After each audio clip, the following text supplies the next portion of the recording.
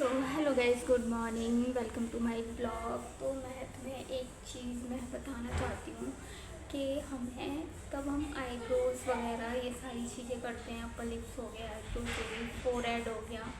तो हम जैसे करते हैं, क्लाइंट आ जाते हैं तो करना पड़ता है। तो अब किस चीज़ में प्रॉब्लम आती है पता है?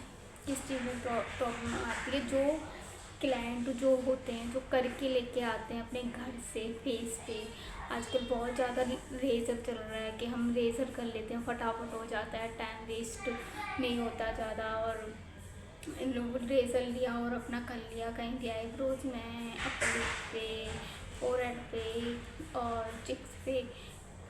वो इतना बेकार है ना रेज़र। आप कोई भी अगर ये वीडियो कोई देख रहा है जैसे, तो इस चीज़ को बिल्कुल भी फॉलो मत करो। अगर तुम्हारे लोकल में कहीं भी कोई पार्लर है, कहीं भी जाके 10 मिनट का टाइम निकाल के आप थ्रेड करवा लो या वैक्स करवा लो, लेकिन रेज़र बिल्कुल भी मत करो। क्यों?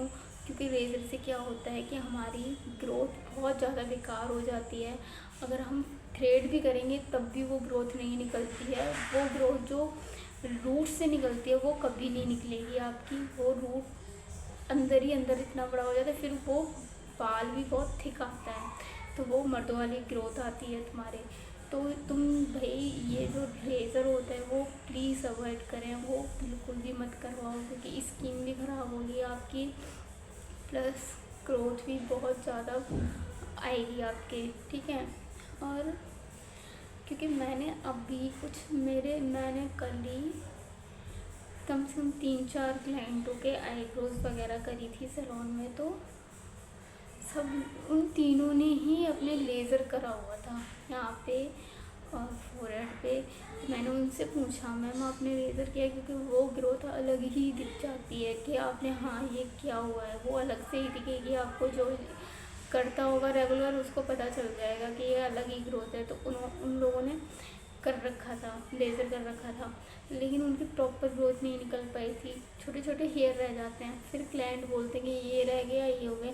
भाई तुम लेज़र करके आओगे तो कैसे निकलेगी वो ग्रोथ?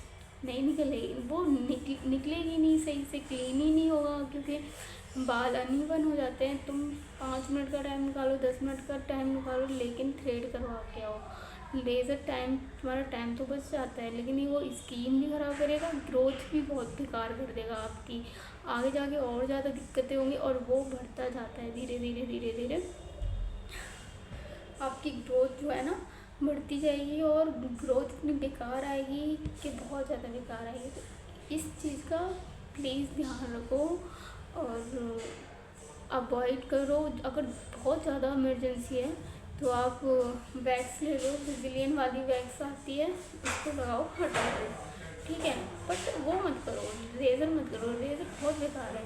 अपर लिप्स पे करोगे ग्रोथ बहुत बेकार हो जाएगी, आईब्रोज भी करोगे इतने हार्ड वाल आने लगते हैं, फिर आप थ्रेड करवाते हो फिर पेन होता है आपके। तो इन सब चीज़ों को अवॉइड करो, क्योंकि ये बेकार है, ये सिर्फ मेंस के लिए बनाए गए हैं और मेंस को ही करने गए हैं। तो मेरा यही प्रोसेस में बताने का वो था कि भाई रेज़र बिल्कुल भी मत करो, स्किन आपकी बहुत ख़राब भी हो जाएगी और ऊपर से ग्रोथ भी बहुत बेकार आएगी आपकी। जैसे लड़कों की ग्रोथ आती है उस ऐसी ही ग्रोथ आने लगेगी आपकी। So thank you for watching my blog ये, और लाइक करना, कमेंट करना अगर पसंद आए तो, और शेयर करना कि कुछ लोगों को पता चले कि लेज़र नहीं करना चाहिए अपने फेस पे, रेज़र तो कभी नहीं करना चाहिए। Thank you.